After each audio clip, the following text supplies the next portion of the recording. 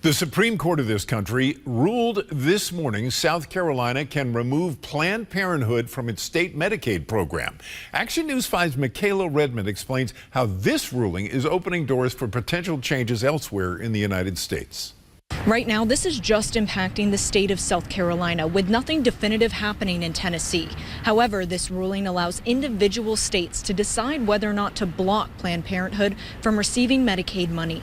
Planned Parenthood is a place providing more than just abortions in legal states, but HIV services, prescribing birth control, mental health services, and more. CEO Alexis McGill Johnson says the Supreme Court's ruling Thursday leaves the organization with a heavy heart. The care that we provide is under vehement, targeted attacks.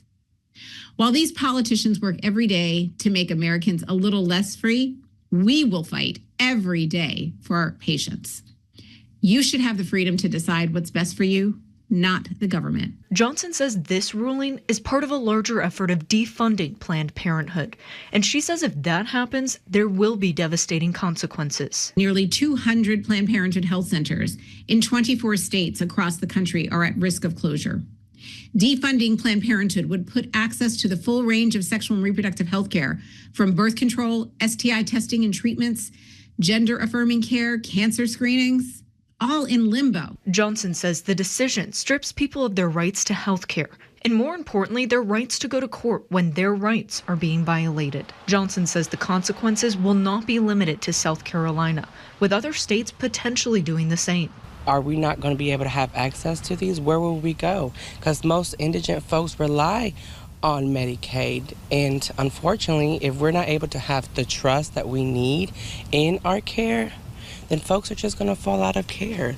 Aubrey Escalera is part of My Sistah's House, an advocacy organization in Memphis. She tells me before Tennessee changes anything, those who will be directly impacted should be able to express concerns. Just basic bodily autonomy. And it's unfortunate that, like we say, basic reproductive rights, services, just the littlest as just a cancer screening. It's going to be years pushed back. We're going to be pushed back decades. In Memphis, Michaela Redmond, Action News 5.